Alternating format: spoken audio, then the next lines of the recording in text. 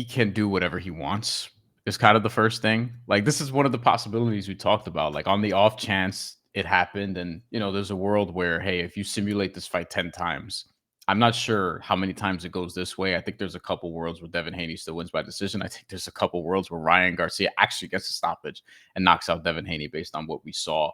Um, Ryan Garcia could do whatever he wants at this point. I think he's the A side in whatever his fight is next, outside of a Gervonta Davis rematch, because Gervonta Davis beat him the first time. But I don't think that fight's going to happen, because Ryan Garcia is now saying he's basically a welterweight because he can't drop below 143 pounds. He tried to get to 140, couldn't do it, was 3.2 pounds over.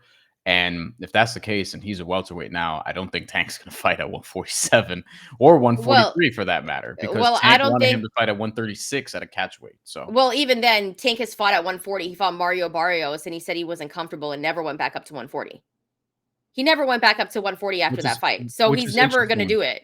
Yeah, Like he's not going to do it. which is interesting to me, because I think he would do very well in the 140-pound weight class. 147, I could see where that could be not really advantageous, because the height, the reach at that point, like, you're gonna run into guys who are 6 feet tall, who are just dropping down to 147, like, no joke.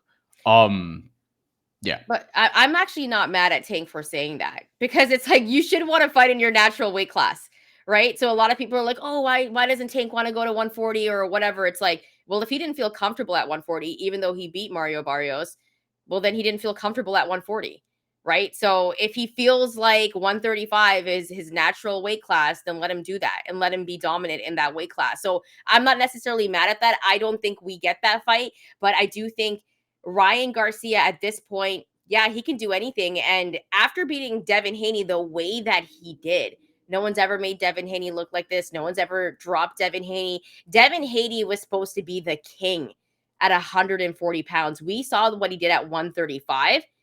Now, Ryan Garcia, he's on the pound for pound list. He might be 10, but he's on the pound for pound list, because when you take a look at the pound for pound list, there's different attributes that go into it depending on what your criteria is. But not only that, he's bringing in pay-per-views. He's bringing in other boxing fans that aren't even casual boxing fans. They're probably not even boxing fans. He's helping grow the sport. And after this win and the way that he did it, I think I put him on the pound for pound list.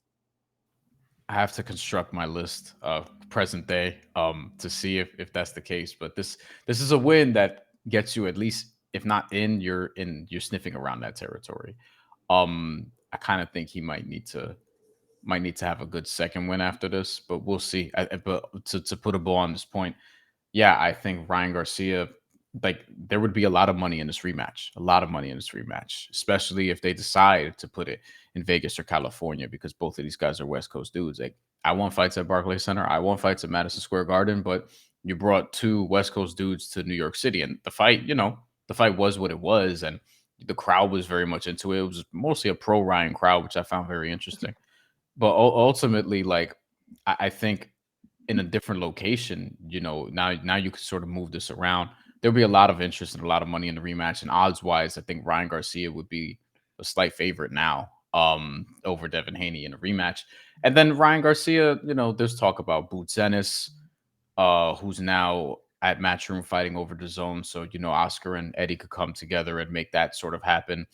If he's going to be a true welterweight now, Boots Ennis is a hell of a way to enter that division. I don't think that's something that he should jump into right away. But if he wants to, and if he wants to take on all comers, so be it. If he's gonna move up to 147, or fight at a catch weight at like 145 or something like that, there are some really interesting names in the welterweight division. But there's already talk that Boots is gonna fight Bud. There's already rumors that that's in the works. So I don't think he fights a guy like Boots, but I think that would be a very interesting fight.